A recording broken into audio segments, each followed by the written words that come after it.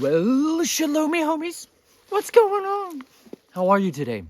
Hopefully you're living a ferocious life. Seriously. Passionate, invigorated. And if you're not, and your life is just like eating rocks and mouth filled with gravel, and you're just depressed and sorrowful and agonized and suffering, hey, hang in there. I love you. Even though it's miserable right now. You know what? There's this kind of like idea in life that people put out there. They're like, God will never give you anything more than you can handle. The apostles themselves literally said, we are crushed down to the agonies of death. They're like grinding down into beyond their strength, they said. It's not in the Bible that he will never give you anything more than you can handle. When he's specifically talking about temptations and trials and things that are afflicting you, that he'll provide you a way out. That's different. He's not a man that tempts people, tests them in that nefarious, evil way, sets them up for failure. He'll absolutely test you to your breaking point. He'll allow you to be completely undone. We have a lot of examples of that, where he takes people right into the literal crucible.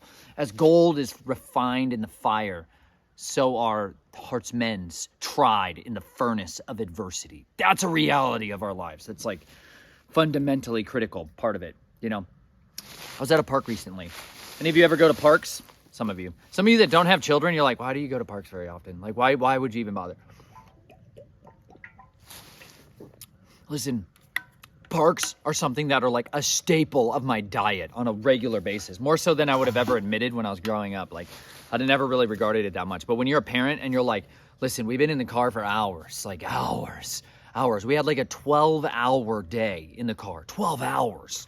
Of just my children in the car. That was the longest we've ever done.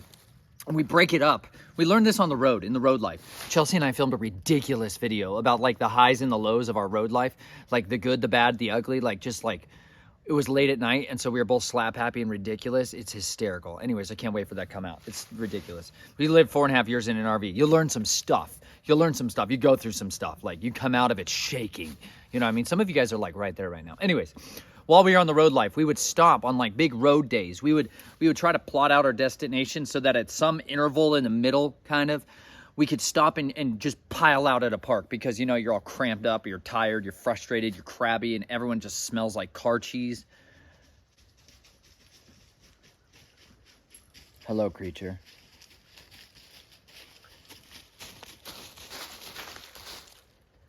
Hi. What are you doing? This is a random dog that just roams around these parts. There's a lot of those feral dogs, you know what I'm talking about? This isn't one of them. He's a great dog. I don't know. He just showed up recently. They come from miles away. Sometimes you'll like track down one of these dogs. You'll be like, oh, you got a tag. I'll try to track you down and see where your like home is. And you're like, they live 7 miles away. Like as a bird flies. You're like, this dog just does the rounds. This is one of those dogs. He's pretty pleasant though so far. So anyways, total random. There he goes. Anyways, we would go to these parks. People pile out of there, right? And parks are hilarious because you get to see parents. You get to see parents at like their almost level of like barely alive. Some of them are super like having it. They're like doing the whole park thing all in. They're like really playing with the children on the parks. And others are just sitting there like coming out of death zone. You know what I mean? They're like, oh, they have the weight of the world on their shoulders and you can just feel it. They're like exhausted beyond measure, and they're just holding on for dear life. And they've got problems that they're wrestling with that are so beyond monumental that they're crushing them into oblivion. And then other parents are just like having fun, pushing the child on the swing like it's just no big deal.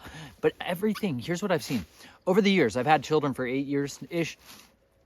Over the years, I've watched myself be one of those versions of every parent pretty much I've ever seen at the park, different intervals in my life. And if you took me at any different moment and you just snapshotted me right there at the park and you made your deductive reasonings on who I was and what kind of parent I was or what kind of situation in my life was going on right there, you'd come away with a different conclusion than on a different day, you know? And as I begin to sit there at the parks, I do a lot of like people watching there, right? Because it's like, it's fun to analyze people and like, what's their deal, you know? And as I watch people at the parks, you get to see also some of them that like have still that just joy. They're able to set it all aside for a bit and they're able to just jump into the park mode and just have fun with their children and play and climb and just be one of the children with the children, right? But when the children show up there, there's like There's like none of that. They don't have to do all of this like mental finagling in order to come out of the like woe is me and all of the like life challenges and the struggle bus that they're living on. Like the children simply enter into the park and they enjoy it. Like they just get after it. Now as they get older, they start to be too cool for school. You know what I mean? Praise Yah. All of you are too cool for schooling. Let me just say it again, man. Do everything you can to orient your life, the lives of the people around you, so they're not stuck in the schooling. I gotta say it, y'all. I spend a preposterous amount of time studying schooling and education. Which is ridiculous. I would have, if you'd ever told me that, those words would come out of my mouth when I was young, I'd have thrown a rock at your face. Not really. I would have wanted to throw a rock at your face, but I was so indoctrinated to just sit still and be silent and obey authority that I would have just sat there and swallowed down the sorrow in my soul and then taken it out on depression later on. That's what schooling did to me. Horrible. Learn helplessness. You betcha. Anyways, schooling wrecked me, right? It wrecks people's identity. It takes away from them the uniqueness of curiosity. It deprives them of the ability to wonder, to marvel. And one of the things that I noticed it created the most, though, is schisms between ages, is looking at different people as if they are in a completely different class of you because they're 1 year difference from you. Like it's a very distinction when you're in a freshman year of college or high school or college. But in our schooling in the Americas, we have like at 14-ish, roughly, you enter your freshman year, you know. That grade year has 4 years of high schooling left ahead of it, right? Versus the senior who's been in for 4 years and they're, you know, the top dogs. They've been there, they've done that, right? It creates this like massive gap between just a few years of difference. Whereas when you go and hang around homeschooling children, right?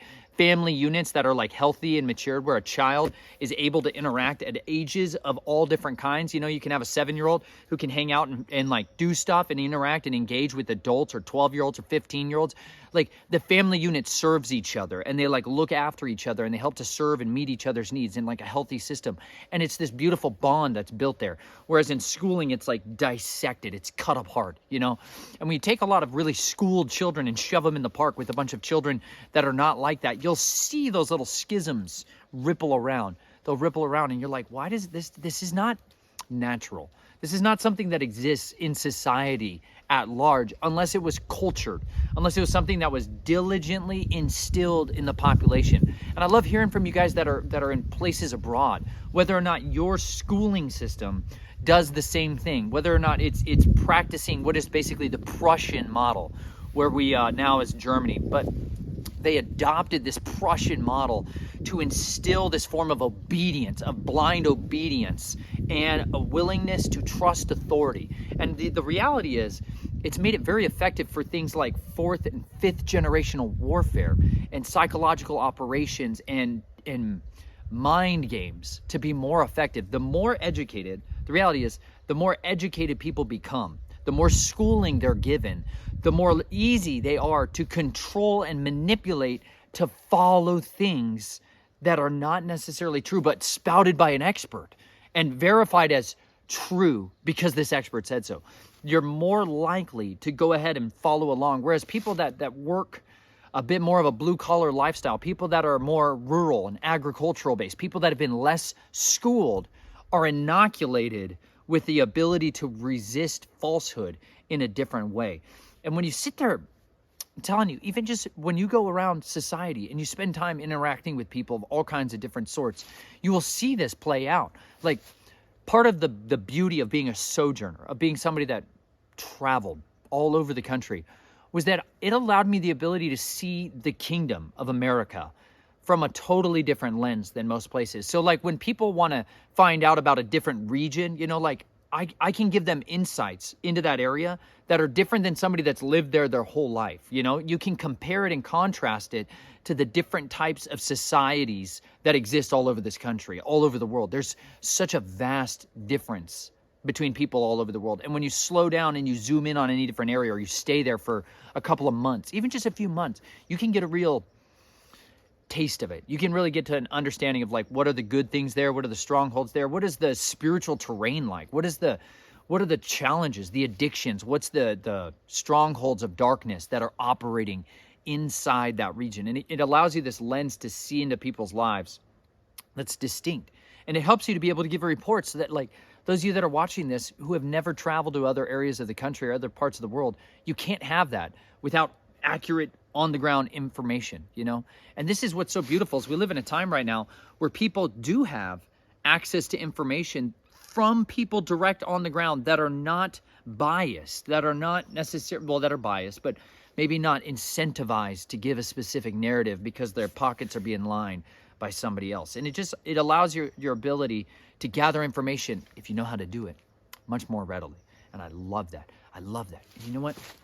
When I sit there at those parks and I travel to different parks around the country, it allows me the ability to kind of peer into the society of that little region too. You can learn a lot about the socioeconomic style of what's going on in that environment. But you know what? My children, when they sit there at the park, that's not even on their mind, like at all. None of these things are like weighing through their mind, and they're thinking about, you know, how is it that information is being used as a lever to control and manipulate these people to keep them in the societal structure that my daughter is not thinking about any of that stuff. You know what I mean? Like Naomi's helping my year and a half year old twin go down a slide and have fun. Like her mind is totally consumed in a different world and just swinging with her sister. And like she's able to like suspend all the other stuff and just be there and be like a child. And like, there's this like call in the scriptures that Yeshua has this like reference point to us where he's like, listen, unless you have the heart of a child, you cannot enter the kingdom. And that's one of those verses or those statements that you're like, what the heck? Like, what is it about the heart of a child that is so capable of readily accepting what it is that their father has in store for them? And so I've wrestled with this a lot because now I've had enough children under my belt to be like, I think I'm learning some stuff. I think I know I'm learning some things about child rearing. And at this point in my life, I'm starting to see the blind trust on one side of it, like absolute blind trust that like my 18-month-old baby has, that food is going to show up for it. Like doesn't even think about it, you know, like doesn't even think about all the work that goes into preparing that meal that just showed up on their tray and they're just like eating it up. Like not even a thought in the world to it. It just exists. They exist. And they're like happy to have that. And I'm like, how do you get such, as a child, you get so much given to you in so many ways that you don't even comprehend the level of sacrifice that's been made for you to receive that thing. Like you can't even comprehend the level of sacrifices your parents have made for you to just enjoy basic food, clothing, shelter, water. Like there's an inordinate amount of work that happens for that to take place. And yet the Father is telling us, he's like calling us to this like deeper level of commitment with him where we're like, trust him to the same level of like absolute trust. And I spend a lot of time behind the scenes on the phone with people or emailing with people who are, for better or worse, many of them in their worst, many of them in their absolute gutter moment. You know what I'm saying? But like I volunteered before Yahuwah to preach in the gutters. You know, like I believe that is where some of the best people on the face of the earth are, is in the dustbins of our society, is in the has-beens, rejects, cast out, careers ruined, just utterly devastated, bodies ruined, heap and garbage dump of society. I believe that's where some of the best pearls that have ever been are. Like, I'm adamantly committed to believing that the best people that have ever existed have come from some of the worst places that have ever been. And it's because it's in those gut-wrenching, identity-ruining moments that you're humbled enough to understand the reality of this world that we live in. That you've been broken down enough to understand that getting through this life with your career or with your character of who I am in front of the face of the world, who I want the world to perceive me as, like once you go out into the world system and you see what the world has to offer you, like truly see what it has to offer you, and if you devote yourself to trying to squeeze as much as you can out of it, and you try to make yourself be your own man, your own woman, and try to be that person, and you realize what's really in that system, what's really in the world is a different law, is a different set of instructions. There's a system that runs the world that is very contrary to morality and ethics. There is one that governs the world that is something called the Torah, or the law of sin and death. And it's like a distinction. It's like a different set of books that society uses to govern itself. And it's very contradictory to the scriptures. It's very contradictory to one that has ethical morality as its guiding fence posts to keep everything inside the gates of freedom. You know what I mean? Like, it is not one that is going to reward those who diligently sacrifice and serve and minister to others. It's one that is designing to predate upon others, to build and extract resources to enter into an empire. Go to Romans 8. Come on, let's go there. Let's go to Romans 8. Those of you that are still working on the scriptures challenges, I'm super proud of you. We had a youngin do, what's 1 Corinthians 13? Maybe 2 Corinthians 13?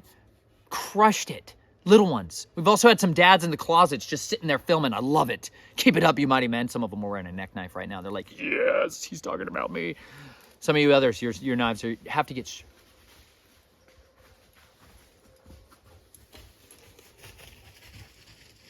I was hoping it was a bear. A little. I want that moment so bad. You know what I'm saying? Run, run. Now, Romans 8. Let's go there. You ready? There is then now no condemnation to those who are in Messiah Yeshua, who do not walk according to the flesh, but according to the Spirit. For the Torah of the Spirit of the life in Messiah Yeshua has set me free from the Torah of sin and death. Now that's a distinction here. This is real important because some of Romans get super confusing because there's different words that are interjected talking about different concepts. Now, most of our translations will just put law in everywhere. You know, same thing that happens in Galatians. But if you look at it in the Greek, there's a distinction of terms being used. There's a different type of law being discussed. But English just throws that into the blender of, we hope you'll figure it out. Good luck with that. So it leads to a lot of confusion. This is why Peter himself personally warns the body. He's like, listen, when you're reading Paul, the end of 2 Peter, he gives a warning about him. He's like, people can twist his words to make things be things that they're not. He's like, just be careful when you're reading Paul because he's super smart, basically. That's the reality of it. So when Paul is talking and we're reading it in English, sometimes we're totally missing stuff that's there that's not in the text for us as English readers. Those of you that are reading in a different Bible with a different translation in a different language, maybe your translators took diligence to share a distinction of terms. It could help. But the Torah of sin and death is an important thing. He's talking about a concept of what governs the kingdom of darkness. This is like what was conceived in the garden. Like there was a different set of rules that now came into existence that govern society through the kingdom of death. This is like a real entity, like a real powerful entity that exists. The last enemy that's defeated is death. Okay? Once death literally has like a dominion, a reign, a kingdom that is his, under his control. Sheol has a kingdom filled with entities, souls, like literally disembodied spirits that are under its dominion and its control. At the end of time, death and Sheol will give up the souls that they've been holding onto, the prisoners that have been in their control up until that time, or maybe the immortals that are under their control.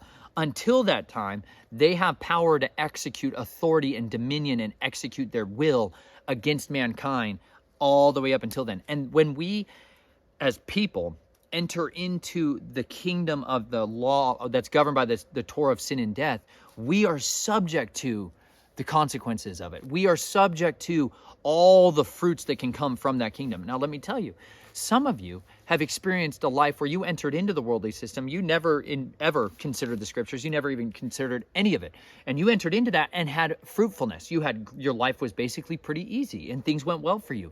But then you have this distinction of moments in your life, whereas if you turn to try to go back to a narrow path, like you want to set yourself clean from addiction that's just been ruling you because inwardly there's a hole inside you that's unfillable. It is unfathomable for you to be able to find something to satisfy this hunger that's inside you. So you turn to things that the world offers as the quick fix, right? The remedies that are readily available at our gas stations or at a convenience stores or on the television or on the internet. And these things temporarily satisfy that, but they leave you longing and needing more, right? The root of addictions, fundamentally, is a need to be loved.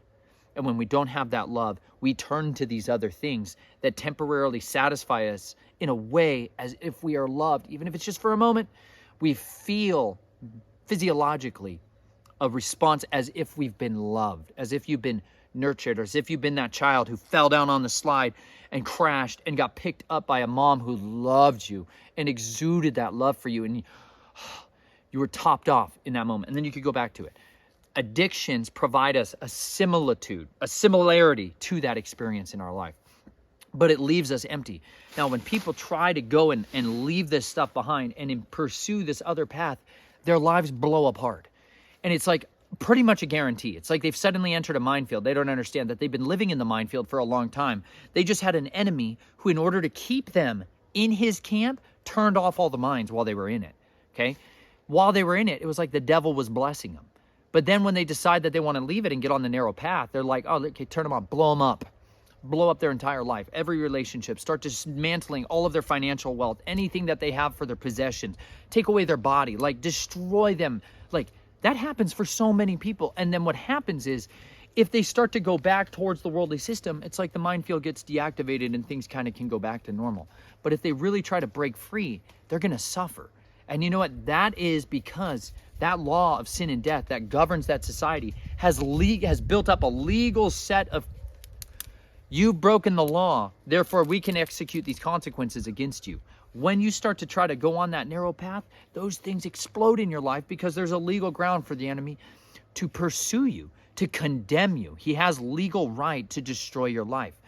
The contrary offer from the kingdom of righteousness is that there is a Torah of life, a spirit of life, like a law that gives life to you. It's a set of instructions that the Father gave out from Genesis all the way through to Revelation, that's woven through this tapestry of the scriptures, that's there to lead you on a path of life so that you can be one of those who's spared that second death, that you can be set free so you can live again no matter what circumstances take place in your life today. Romans is Paul zooming in on some of those back and forth experiences between the law of sin and death and then this law that sets people free. And it's one of those things that if you can get a hold of and understanding, the former person, more often than not, is going to have to enter into life like that child, knowing that their father will provide for them, will take care of them. And he is going to show you that this worldly system is what it is. He's going to show you it. He's going to peel off the masks of vanity that have been covering it up, this kind of beauty mask that covers society. But just behind the scenes, it's disgusting. It's like Las Vegas that looks real shiny and clean, and then at like 2 or 3 in the morning, it's like this whole other thing comes crawling out of the inside of it and just vomits the filth of the city out onto the streets, and it's just projected disgust everywhere. Like, that's the reality of what the worldly system has to offer, but it's able to keep a good solid veneer long enough to get people seduced into it. We're going to read on. For the Torah, being powerless, in that it was weak through the flesh, Elohim, having sent his own Son in the likeness of flesh of sin, and concerning sin, condemned sin in the flesh, so that the righteousness of the Torah should be completed in us, who do not walk according to the flesh, but according to the Spirit. For those who live according to the flesh set their minds on the matters of the flesh, but those who live according to the Spirit, the matters of the Spirit. For the mind of the flesh is death, but the mind of the Spirit is life and peace. Because the mind of the flesh is in enmity towards Elohim. That's like mutual hatred. It's like the mind of the flesh is in a hatred, devising ways of like waging war against Elohim, against the Creator. Like conceiving ways to fight back against him. Rebellion. For it does not subject itself to the Torah of Elohim, neither indeed is it able. And those who are in the flesh are unable to please Elohim. But you are not in the flesh, but in the Spirit. If indeed the Spirit of Elohim dwells in you, and if anyone does not have the Spirit of Messiah, this one is not his. And if Messiah is in you, the body is truly dead on account of sin, but the Spirit is life on account of righteousness. And if the Spirit of him who raised Yeshua from the dead dwells in you, he who raised Messiah from the dead shall also give life to your mortal bodies through his Spirit dwelling in you. So then, brothers, we are not debtors to the flesh, to live according to the flesh. For if you live according to the flesh, you are going to die. But if by the Spirit you put to death the deeds of the body, you shall live. That's the goal in this life, is that we can get to a place where we understand we deliberately choosing to set our mind not on the things of the flesh, not on the things of this world. Like in 1 John, it describes it as the lust of the flesh, the lust of the eyes, and the pride of life. Like these things are what rule the world and rule the flesh that we have around us. And those are the ones that are like the main pitfalls of humanity that we can fall into. Meaning, like if I was to look at it from like a tactics position, this would be like the nuclear triad of like Russia, for example. The United States has a different nuclear triad of their main methods that they would use to respond with a nuclear strike capabilities, right? We're all about our submarines, right? We're all about our submarines, our strategic bombers, and then we have our missile silos. Those are like the main armament of our triad. Whereas the Russians, the Soviets, their nuclear triad is their ballistic missiles that are like launched predominantly like cruise missiles from airplanes. And then they have their nuclear missiles on their nuclear powered submarines. That's one of their other tactics. And then they have ground-based roving ICBMs, intercontinental ballistic missiles. That is what makes up their triad. Those things drive around, so it's not just sitting in a silo in the middle of like Nebraska, where a lot of ours are, in South Dakota. It's like, no, they've got them on the move. Same thing like North Korea. They keep theirs on the move, right? So it's harder for them to be just targeted. Those are like literally what he's describing with the lust of the flesh, the lust of the eyes, and the pride of life. Those are the three most potent strike capabilities that the world has, the Torah of sin and death has, to enact their destructive will against mankind and to keep them ensnared and to keep them plugged in like a battery into the matrix so that energy and that life force can be just drained out of them to empower the kingdom of darkness. Because, y'all, it's like a War of Immortals. If you haven't watched my War of the Ages series, I have a playlist down there. It's called War of the Ages. I go into a lot of that and understanding like, what are these immortals, these spiritual powers that govern and dictate so much of the world that we live in? Because the nations were physically divided, like spiritually separated and given domains, like pizza wedges of the world map. They cut it into pieces, 72 of them. It says Yahweh divided the nations according to the number of the sons of Elohim. It talks about this in Deuteronomy. It talks about it in Psalms. Like the nations were divided in the days of Babel. And because of that, these principalities were selected to rule over it. These immortals, right? They don't die.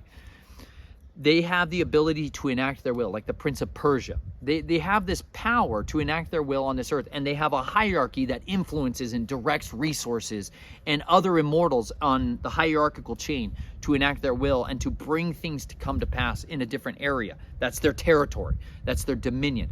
That's why when I travel from one section of a country or one section of the world to another area, I experience a completely different spiritual playbook. Like the tactics and the methods of spirituality and spiritual warfare playing out are far more obvious outside of the United States of America. When you travel to another country, when you travel to another continent, it's like the spiritual veil lifts so much so, like in Africa.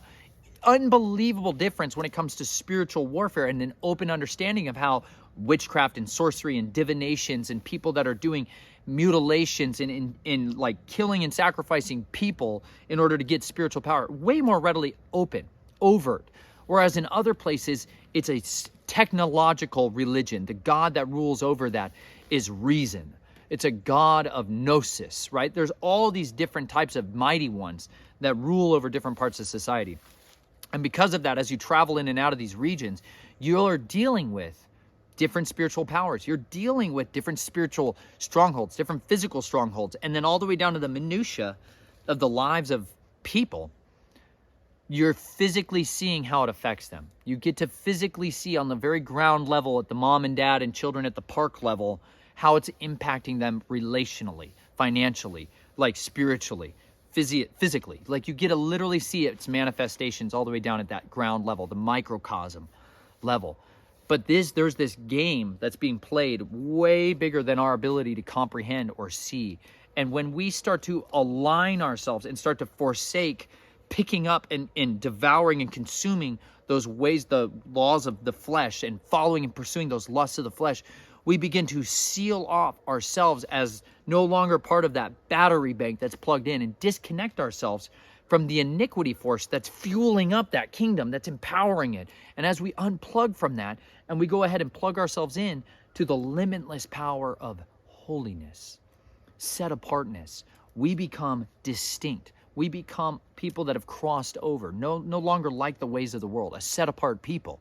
That's what he is calling us into. He's inviting us to be this set apart people that are distinct, unique from the others. That's what he's like, come on, I got something for you, you know? And Romans 8 is this powerful description of the transitionary process of going from man ruled by flesh to a man who's ruled by the Spirit of Elohim, one who's ruled by the Spirit of the Creator, whose eyes are able to perceive and understand this world is not all it seems to be, who's able to analyze situations from a spiritual perspective as much as they are from a physical perspective. Let's carry on. For if you live, let's go down one more. For you did not, let's drop to 14, verse 14. For as many as are led by the Spirit of Elohim, these are the sons of Elohim. For you did not receive the spirit of bondage again to fear, but you received the Spirit of adoption, by whom we cry out, Abba, Father. The Spirit himself bears witness with our spirit that we are children of Elohim. And if children, also heirs, truly heirs of Elohim, and co-heirs with Messiah, if indeed we suffer with him, in order that we also be exalted together. Pause for a second. He said a concept that's super strange here. He talked about the inheritances that are promised to us as let me back up for a second. If we are adopted by a king, right? Just take it for a second. Super Cinderella story, I know. If you can just set aside all the brainwashing from Disney and understand, we really have the King of Kings inviting us into a covenant, into a relationship that is going to be very costly. It's going to be very catastrophic to the old person who we once were. The hopes, the dreams, the desires, the ideas, who we once were. That person's never going to be the same. But if we're willing to sacrifice that person and become somebody that he designed us to be, he made us to be, he fashioned us in our mother's womb to be. If we're willing to embrace that and trust him that he will make us into that person as he sees fit, if we're willing to do that, he's promising us as part of the terms of the covenant that we have an inheritance, like a promissory note that will absolutely certainly be fulfilled. That if we enter into this relationship with him, he will prepare for us an inheritance. He will prepare for us families and friends and dwelling places and fullness of life, love and joy and peace and patience and kindness and goodness and faithfulness and gentleness and self-control. He's like, this is what I have to offer. That's what the world has to offer over there. This is what I have to offer. And part of that inheritance that he's promising us is beyond our mind's ability to physically imagine. We cannot comprehend it. We cannot perceive it. When I set out to do the audio recording of the scriptures, I was praying really diligently at the time. Chelsea was pregnant. We were living in a little tiny forest in Missouri, central Missouri, southernish Missouri. Living in this little forest, and we were right by a highway, by an airport, and train tracks. And that was the place where I believed the Father had been putting it on my heart over the years that I should record the audio of the scriptures. Part of that was because I believe one of the primary giftings that the Father has given me in this life is that when I read the scriptures, it helps it come to life for people. When I read, things come to life. It's one of the gifts that he has given me, one of the talents he's given me and entrusted to me, is helping to bring things that are otherwise two-dimensional into a three-dimensional understanding for people. And that's one of those things that I wanted to give back to him and to his people. And so Chelsea was 6 or 7 months pregnant at the time. We moved into this forest in Pomona. There was nothing really to do there. You know what I mean? There wasn't a lot to do. There was a couple acres of woods, and there was not a lot of ripe potential for stuff to happen out there in that regard.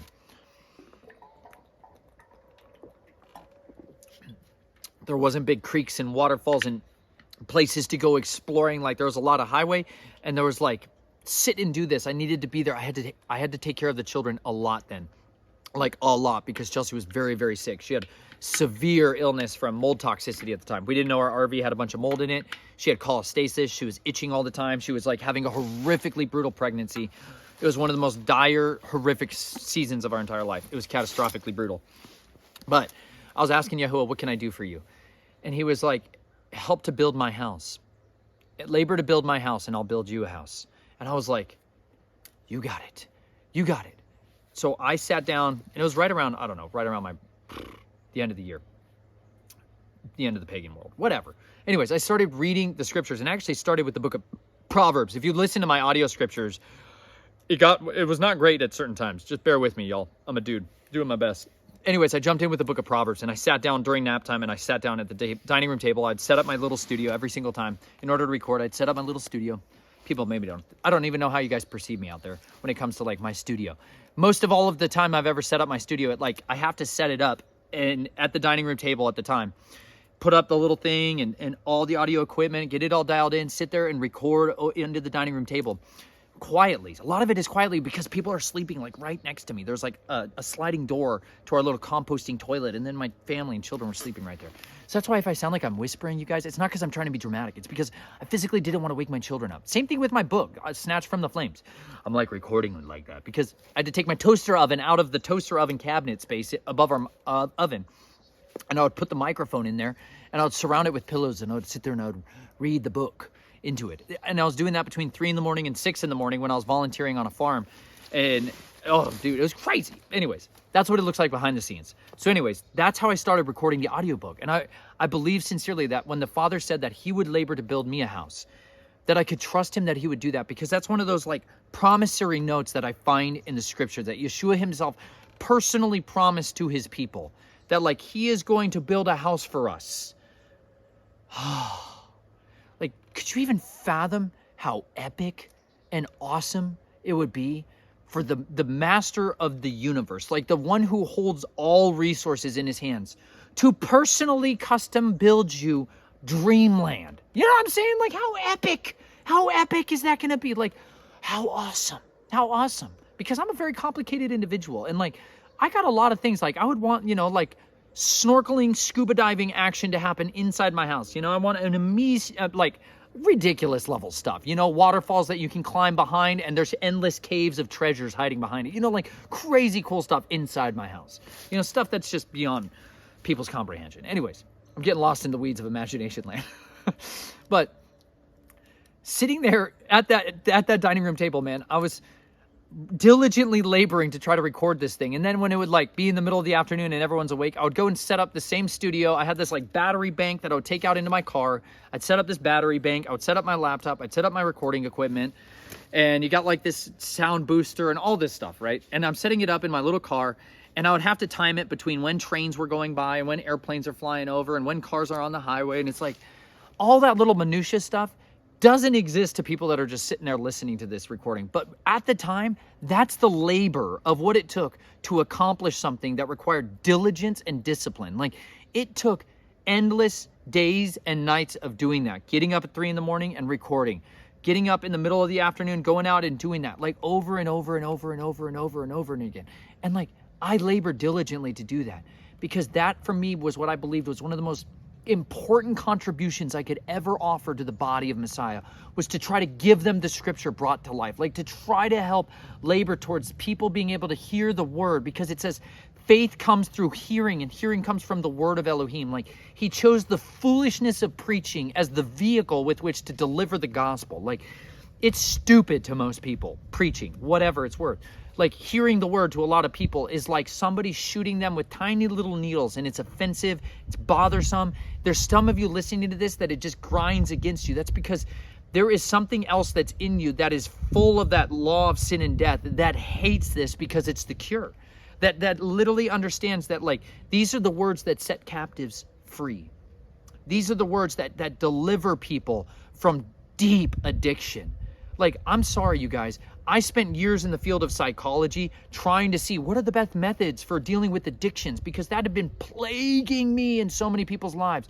Like, I've watched so many veterans kill themselves with the bottle more than any other tool. You know what I'm saying? Like, eradicated themselves, suicided themselves through drinking, destroyed their lives and their relationships because of that stinking bottle. Like, one of the most destructive things on the face of the earth is what comes out of that stinking bottle, you know? Like, and I know it's not for everyone, whatever. There's great things that are involved. I get it. But listen, it is a weapon that destroys many people's lives. And it was ravaging my life for so long. And one of the tools that I needed to get free was not found in a counselor's office. It was found in the scriptures, plainly written thousands of years ago, that like there was vows you can make before Yahuwah to set yourself apart from him, to make it to where alcohol was no longer the stronghold of your life, that death was no longer, like Numbers chapter 6 was there, I believe, for some people as a means of getting them set free from addiction. It's not for everyone, but the Nazirite vow is there for people to consider when you want to set yourself apart. This is a way to do it. For me, it was one of those things that helped me to have some weaponry when I went in to face addictions. That gave me an arsenal that I didn't have otherwise, that I didn't have because I had my coin from my 12-step group in my pocket, you know, like 5 months sober, you know, my chip or whatever, you know, like I did the AA programs like Shift, you know, it was like a 12-step Celebrate Recovery. I did a whole lot of that. That was my world. And I'm not trying to denigrate any of those things whatsoever. They offer a tremendous amount of resources and help for a lot of people that are out there. However, I needed more meat. I needed even more than that. I needed more than that. I needed a divine accountability between my creator and myself, like a vow.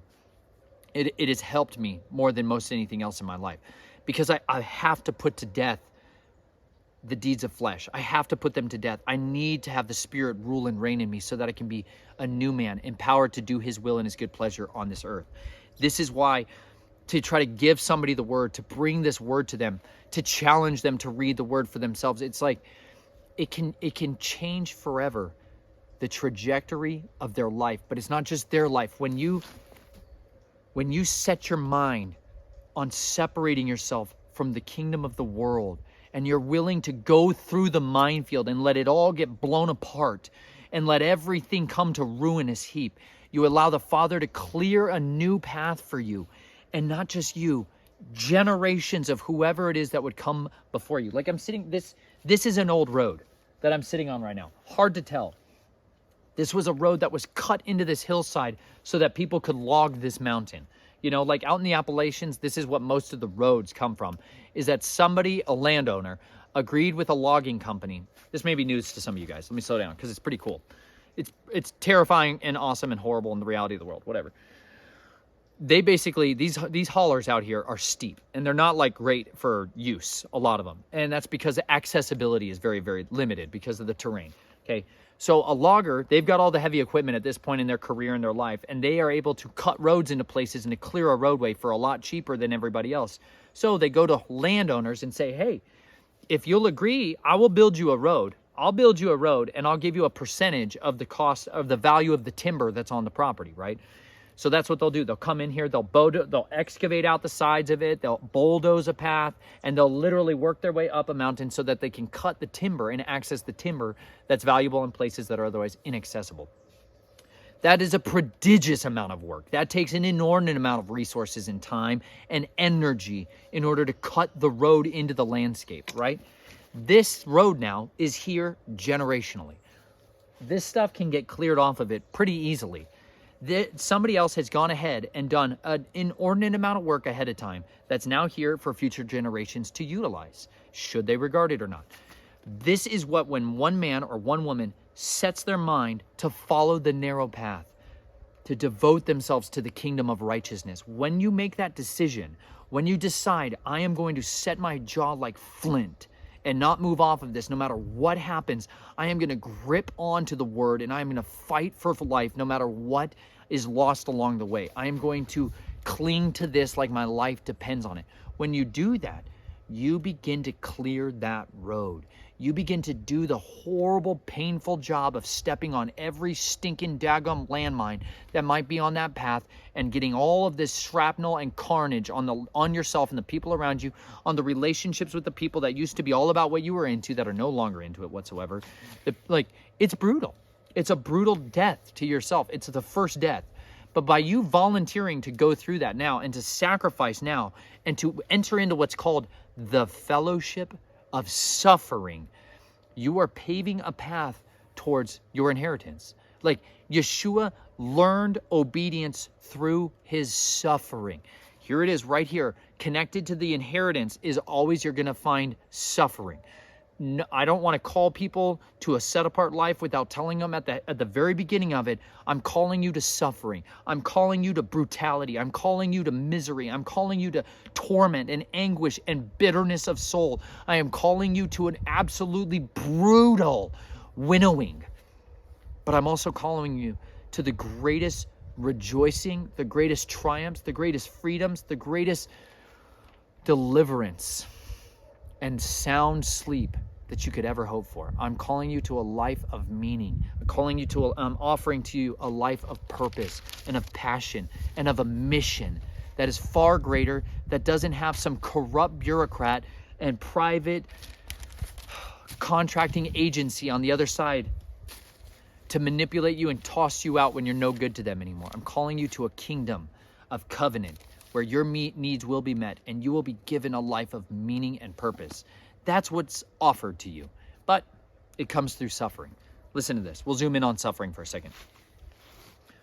For I reckon that the sufferings of this present time are not worth comparing with the esteem, the glory that is to be revealed in us. For the intense longing of the creation eagerly awaits for the revealing of the sons of Elohim. For the creation was subjected to futility, not from choice, but because of him who subjected it, in anticipation that the creation itself also shall be delivered from the bondage to corruption into the esteemed freedom of the children of Elohim. For we know that all the creation groans together and suffers the pains of childbirth together until now.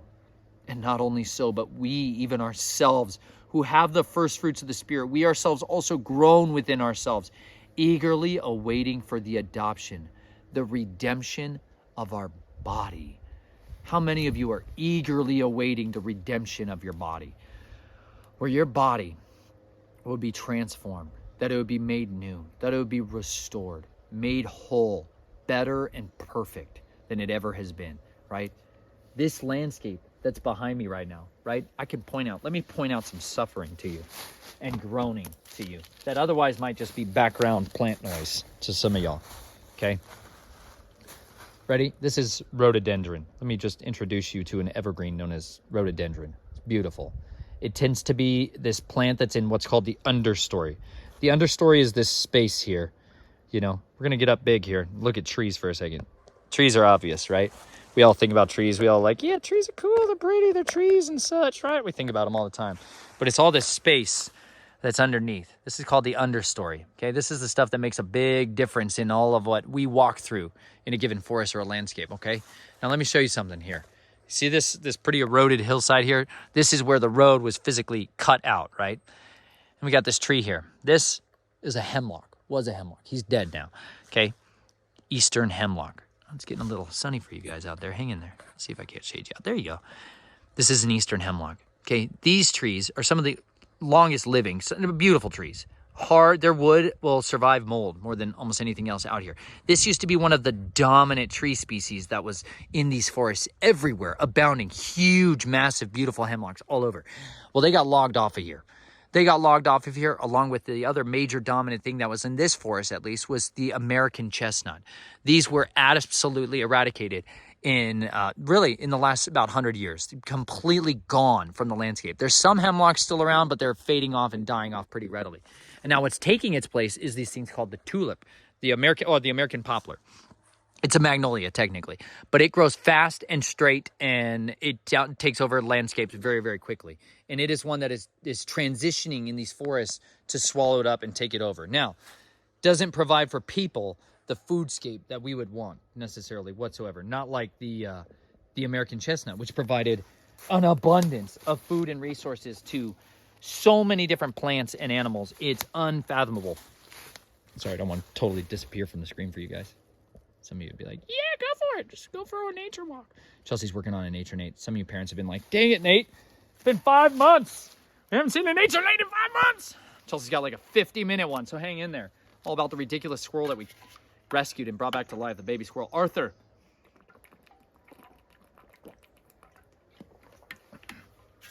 But this landscape is longing for a total transformation because over the course of the stewardship of this land has changed over time. And the people that came into this land and occupied it and took over it managed it very differently than the stewards that had been here before it. And so this landscape that once used to have much more fertile vitality, so much more life that was bursting all over these hillsides, right? Here's a hemlock. Let me show you this little guy. Let me show you a branch of a hemlock.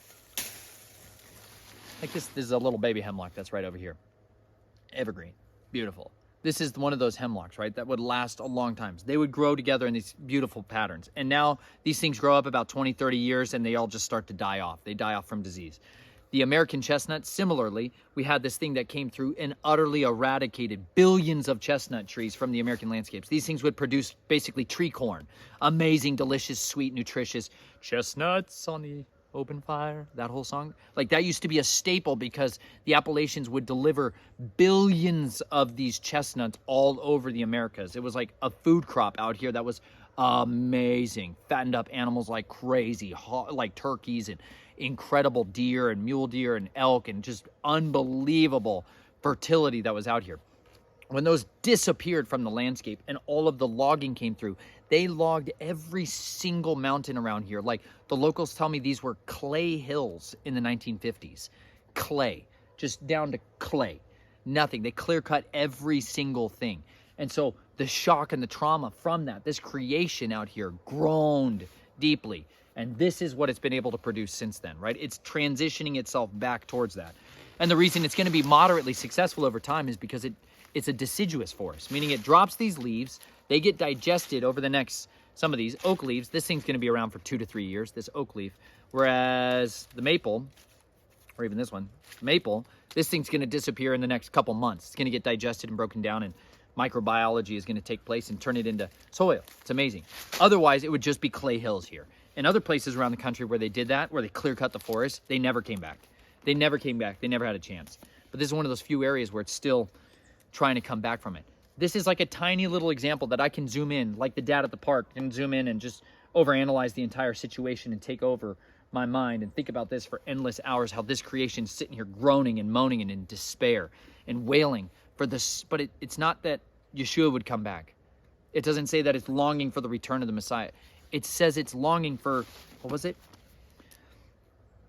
It is longing for the revealing of the sons of Elohim. Like, it's longing for us to be revealed. It's longing for the remnant to rise up. It's longing for men and women to make the decision to be filled with his spirit and to walk in a new life. Because when we make the choice to unplug from the law of sin and death and to plug in to the Torah of life and liberty, like when we plug into that, the land is the first thing to get blessed.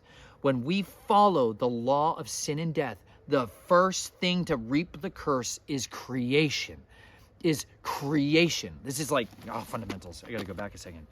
Because if you guys haven't read it, this is why, like, I challenge, man, in 15 to 30 minutes a day, you could take 15 to 30 minutes a day and you could start cruising your way through the scriptures. Like, you can do this. Like, it's not that far, it's not that hard, you guys. You can do it.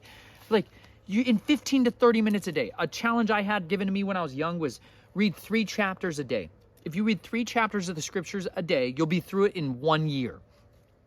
If you want to do something really earnestly, devote 2 to 3 hours a day. If you devote 2 to 3 hours a day, right? 15 hours-ish a week. If you devote that, you can be through the entire scriptures in like a month, maybe 40 days. We'll give you a little bit. Like, that's why I have on my playlist a 40-day challenge. I'm like, 40 days. You listen to it from Genesis all the way through. You get the entirety of the word in 40 days. You know, like, and by doing that, you would have this depth of understanding. You would be filled with this wisdom that comes from above, that's not earthly, that's not carnal, that's not sensual. Like, you would have wisdom to contend with the spiritual powers that are waging war against us day and night. Like, it would give you the ability to, like, reckon, this isn't another watch, to know true north. You know, this is a compass I wear on my watch because I'm hiking around these mountains and it's hard to know exactly where you're going. This thing helps me to know where home is.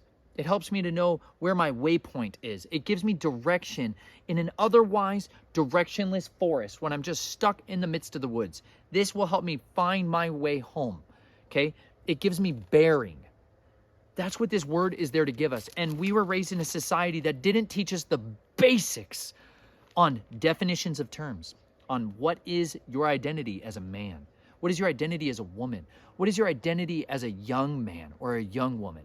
Like, you young men, young women who are watching this right now, understand in the scriptures, if you start to read and examine it for yourself, you will realize the responsibilities that were entrusted to young men and young women were so much higher than what our society would like to give you, because we say you're an adolescent, you're a teenager, and they don't want to give you those. But listen, if you will devote yourself to maturing in faith, in actions, and in humility, like those young men and young women were in the scriptures, you'll be promoted by parents. You'll be promoted by people in society. Like, I would trust a lot of young men, 13, 15, 16 years old, to help wage wars in this society more than I would a lot of the grown men who are still teenagers in their hearts. A lot of men who are nothing but boys who can shave. Like, we have far more capable young men and young women if we would be willing to extend to them opportunities of responsibilities, giving them the ability to do things that the society would tell us they're not ready for. They're most assuredly ready for. They're just being compartmentalized down into idiocracy. But if we would give it to them, man, they could do it. Like David had young men killing people with him, like in war, in battle, fighting alongside him as his bodyguard, like right there with him, alongside him. And you know what? That's what men want. They want the ability to be entrusted opportunities to serve and to serve alongside warriors. Like, they want that. They're chomping at the bits to have that. And instead they're being told to sit down. And if you don't sit down and sit still, we're going to give you drugs until you sit down and stay still. We don't care what it's going to do to you for the rest of your life, but we're going to give it to you, you know? I'm getting lost in the weeds here. No! Anyways, I wore that page right out. Or Pearl tore it out of my Bible. First page of the Bible. Oh no! It's okay. Genesis 3. Check this out. Pay attention here, because we're going to talk about where curses come in, when the dragon shows up here, right? You know what I'm saying? Oh. I'm just going to read it. And the Nahash, right, the fiery serpent, was more crafty than all the lives of the field which Yahweh Elohim had made. And he said to the woman, "Is it true that Elohim has said, 'Do not eat of every tree of the garden'?" And the woman said to the Nahash, "We are to eat of the fruit of the trees of the garden, but of the fruit of the tree which is in the midst of the garden, Elohim has said, 'Do not eat of it, nor touch it, lest you die.' And the Nahash said to the woman, 'You shall certainly not die. For Elohim knows that in the day you eat of it, your eyes shall be open, and you shall be like Elohim, knowing good and evil.' And the woman saw that the tree was good for food, and that it was pleasant to the eyes, and a tree desirable to make one wise. So she took of its fruit and ate, and she also gave to her husband with her, and he ate. Then the eyes of both of them were opened, and they knew that they were naked. And they sewed fig leaves together and made loin coverings for themselves. And they heard the voice of Yahuwah Elohim walking about in the garden toward the wind of the day. And Adam and his wife hid themselves from the presence of Yahuwah Elohim among the trees of the garden. And Yahuwah Elohim called unto Adam and said to him, 'Where are you?' And he said, 'I heard your voice in the garden, and I was afraid because I was naked, so I hid myself.' And he said, 'Who made you know that you were naked? Have you eaten of the tree which I commanded you that you should not eat?' And the man said, 'The woman whom you gave to be with me, she gave me of the tree, and I ate.'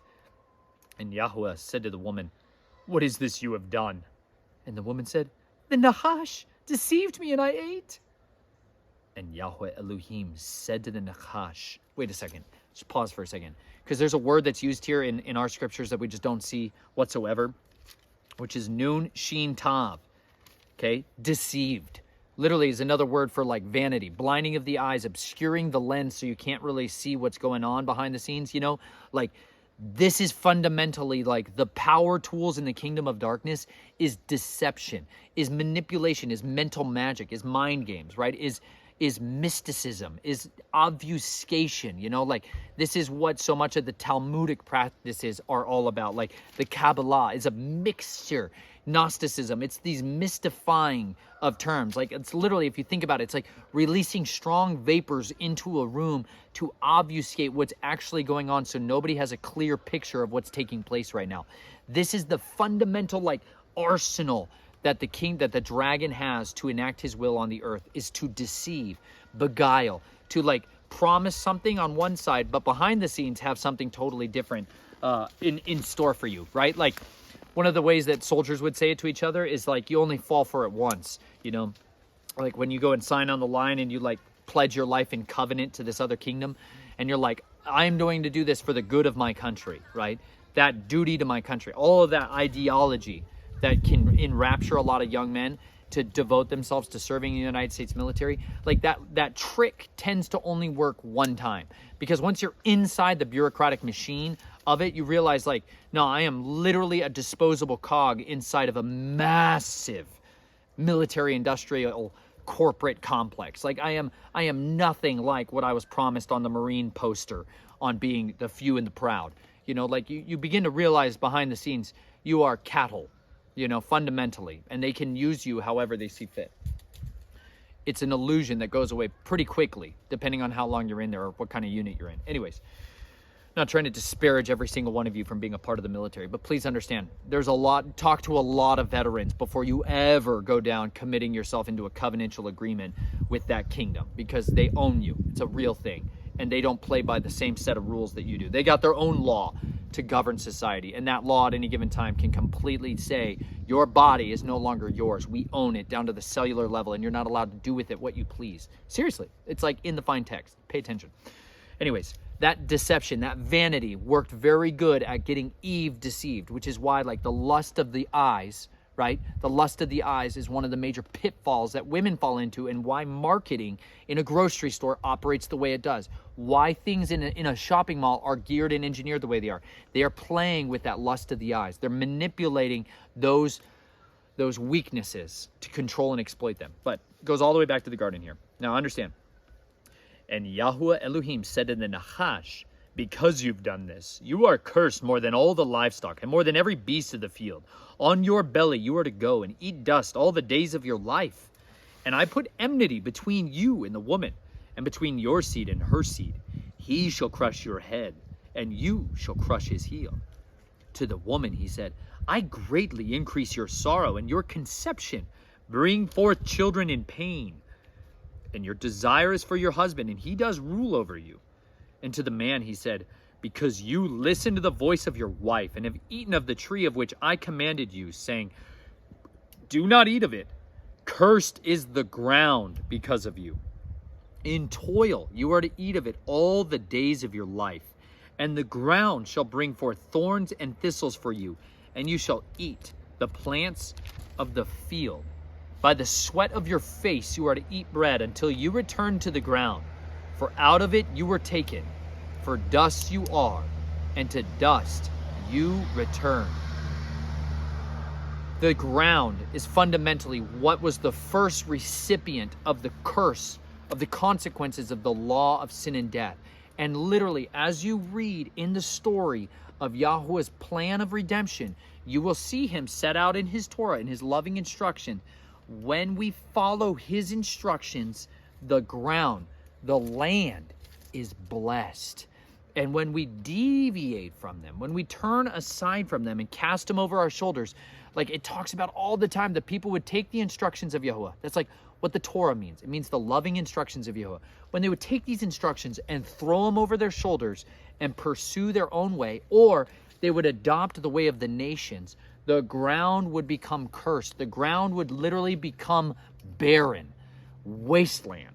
It said the ground would literally drive them out. The earth would drive them out until the earth got her Sabbaths, until she got her rests. Like, this is a reality. And like, we are sitting in a time in society where men have followed after the ways of Azazel. They've embraced the adaptation. They've been taking and splicing and stealing and corrupting and altering the image of creation and fusing it and transforming it and transmogrifying it into this other thing, and then releasing that into the wild. And you know what? Nature is becoming altered, and it's changing itself, and the earth itself will physically resist it. It will physically create famines and pestilence and disease as a way to fight back against mankind who is embracing the curse, who's reaping the death. They're going to reap more and more of that death as they follow that road, as they follow that broad way to destruction. But you know what?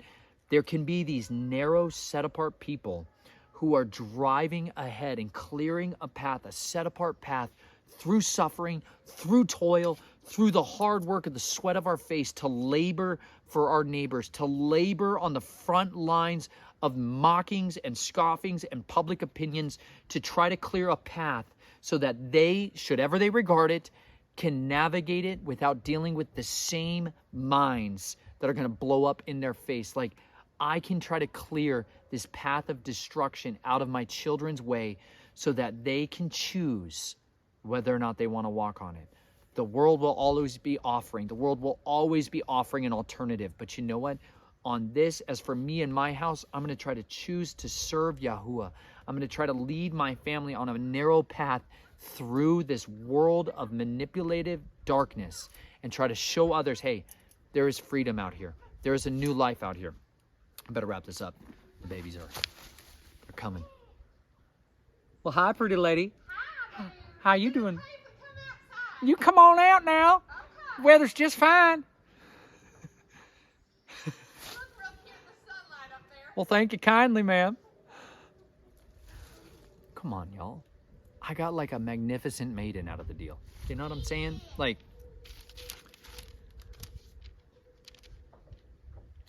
I got like a whole family out of ruins and death. That's a miracle. I could have had absolutely nothing but destruction. I was a man of violence. You know what a man of violence gets in his end? Nothing but it. I still struggle to want to be a man of violence, I'll admit it. Some of you know this. It's hard not to, especially when it's staring down your face or taking advantage and destroying the lives of the people around you. But I'll tell you, He has entrusted me a life of peace. I tend to be the one that makes the hurricane, though, for them. You know, that's the reality of it. The hard reality is I tend to be the one who is the hurricane, smashing into my family and making it a lot more difficult. You know, there's certain actions and jobs that I have to do that I am just an absolute crab about. I'm an absolute pill, stinking punk. And I make my family's life a lot harder. But you know what? That's the flesh man that I am working to impale upon the stake. Let's keep reading it. Let's read about it. Because I'm groaning for the redemption in myself. I'm groaning for the redemption so that my family can have true redemption. They can have a life of meaning and passion and fullness. For in this expectation we were saved. But the expectation that is seen is not expectation. For when anyone sees, does he expect it? And if we expect that we do not see, we eagerly wait for it with endurance.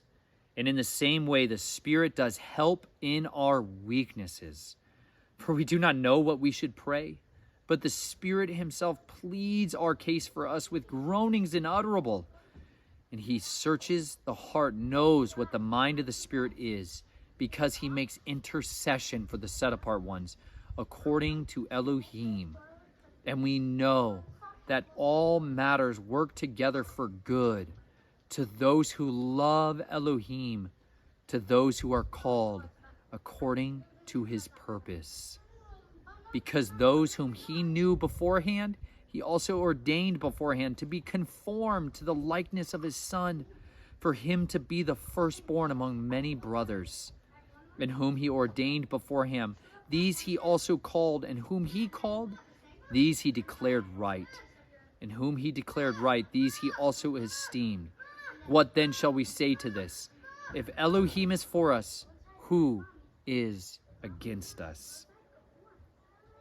No matter what you face, no matter what you're dealing with and going through, if Elohim is for you, listen, who can be against you? Call upon Him who has the power to set you free. Call upon Him who has the power to deliver you. from the power of death into the kingdom of life, and he will do it. I have seen him faithfully do it. My wife and we have faced unimaginable nightmares. We have faced torments of anguish of soul and afflictions of body, afflictions and persecutions, horrible, horrible things in our life. But you know what? We have called upon him who has the power to deliver us and ransom us, and he has surely done it. And you know what?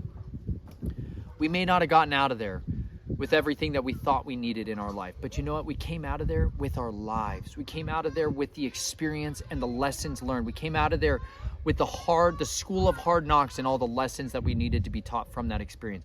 And it makes us be able to relate to others in the fellowship of suffering. Now we can come alongside people and try to lift them up from the pits of despair that they've been in, because we've been there. We know what it's like to be there. Now we know what it's like to raise up children at home. We know something that others cannot comprehend, to raise up twins. It's a whole unique fellowship of suffering. All the other twin parents right now are like, oh yeah. Some twin parents are like, it was great, it was awesome. Ours is savage. It's great, and it's ridiculous. It's wonderful, and it's insane. I love it. It's a great blessing, and it's a brutal refiner's fire, and it's good for me. And I need it in my life, because adversity produces strength, you know? Otherwise, we just atrophy, and we become soggy wallies. You know what I'm saying? That's what the world's offering people. It's like, you know what? Get more comfortable. We'll bring you stuff to your door. Why bother going out to eat? We'll bring it to your door. You can sit in your recliner the rest of your life. Amazon, Netflix, and DoorDash will take care of you. Sit down. Walmart on the go has got your back. No, it doesn't. It has your death in mind. And you know what? Get outside. Do the hard things. Do the difficult things. Develop the disciplines that this worldly system hates. And by doing so, develop the disciplines of moral, ethical, righteous lifestyle.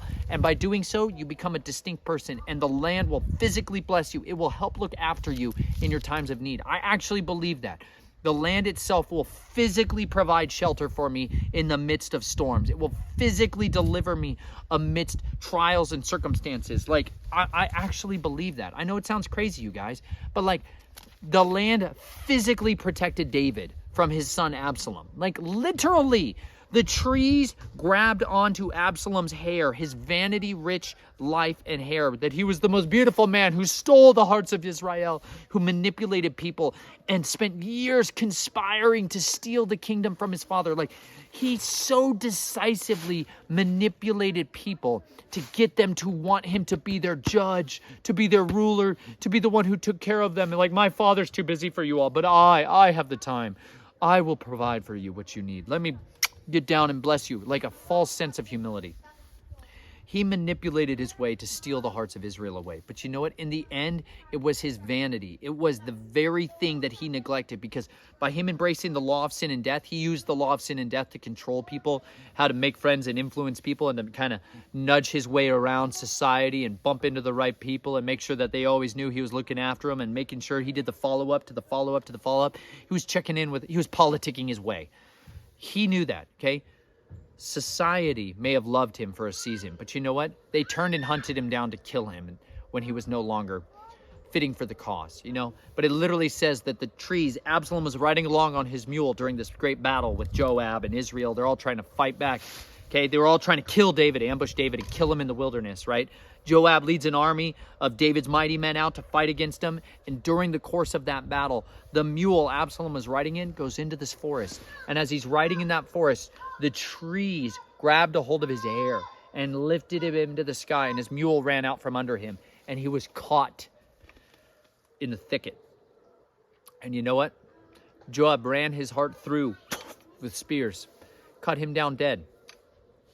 My contention is the earth at any given time, the Father can use the earth to open its mouth and swallow up our enemies and deliver us from the impossible nuclear triad of our adversaries of our own nation state. Like, the land can literally lift up its foot and protect us. It can also open up its mouth and swallow our enemies up, or it can do it to us too. So, follow the path of righteousness, and you know what? The Father will fight for us. And if we set our hearts on him, he will deliver us. And he can use giant hailstones to crush the enemy. I don't care how awesome their Apache AH-64 longbow helicopters are. 100-pound hailstone's going to crush that thing to oblivion, son. He's got his own unique ways of protecting us and providing for us, y'all. So take courage. Like, be of good cheer. The Father's got your back, and he loves you, cares about you. Like, he actually does. And he wants you to enter into that relationship with him so you can get to see how he will provide and protect you in ways that are beyond your wildest hopes and dreams. Let's carry on. Let's try to finish this one up. Otherwise, I'm going to preach the day away. Preach! It's a good one.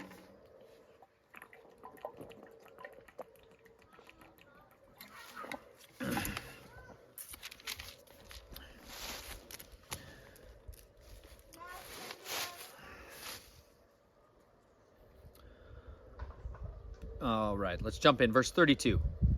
Truly, he who did not spare his own son, but delivered him up on behalf of us all, how shall he not also, along with him, freely give us all else? Who shall bring any charge against Elohim's chosen ones? It is Elohim who is declaring right. Who is he who is condemning? It is Messiah who died, and furthermore is also raised up, who is also at the right hand of Elohim, who makes intercession for us. So when you got those groans and those crushing, soul agonizing, like deliberately brutal moments in your life, understand, Yeshua himself is the one that makes intercession for us. He goes on our behalf and pleads our cause. Like when we can't even physically make words come out of our mouth to try to even utter the prayers that are going on in the inner man, Yeshua and the Spirit intercede for us. Never forget that. Some of you guys are like struggling to physically articulate what it is that you need in your life and what it is that's going on in your life, but he will ransom you from it.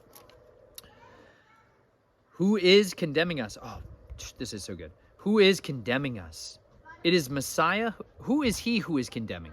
It is Messiah who died and furthermore is also raised up, who is also at the right hand of Elohim, who also makes intercession for us. Who shall separate us from the love of Messiah? Shall pressure or distress or persecution or scarcity of food or nakedness or danger or sword? As it's been written, for your sake we are killed all day long. We are reckoned as sheep for the slaughter. But in all this we are more than overcomers through him who loved us. For I am persuaded that neither death nor life, nor messengers, nor principalities, nor powers, neither the present nor the future, nor height, nor depth, nor any other creature shall be able to separate us from the love of Elohim, which is in Messiah Yeshua, our Master. Never forget, none of these things, no immortal, no principality, no divine contract, soul contract, deal with the devil you ever made has the power to separate you from the love of Messiah. Don't you ever think that you are too far gone, too far past saving, that you can't be drawn out from the depths of debilitating addiction, depravity, despair, and depression. The Father is inviting you into a fresh new relationship with him, no matter you're 30 years in or you're 3 minutes in. You can choose this day who is the master of your life, and surely he will provide for you and sustain you and satisfy you with the bread of heaven. I love you guys so much. I pray that you would be filled with the courage and with the zealousness to overcome and to live a bold and courageous, authentic life for the kingdom of righteousness, because the whole world stands on the precipice. But you know what? The world is really waiting for the sons of Elohim, the sons of righteousness to rise up. This is our time, this is our hour, and this is the days that we need to do it. I love you all. I pray you'll live diligent, passionate, favorable lives before the King of Kings. Thank you as always for your constant prayers, your support, your intercession for us, and your incredible encouragement. Those of you that have just called and emailed us and just loved on us, thank you. It means a lot to us, and we really appreciate all that y'all do out there. So go live courageously every single day of your life, because the days may be evil, but you, a mighty man and woman of valor, were born for such a time as this. I love y'all. I'll talk to you soon.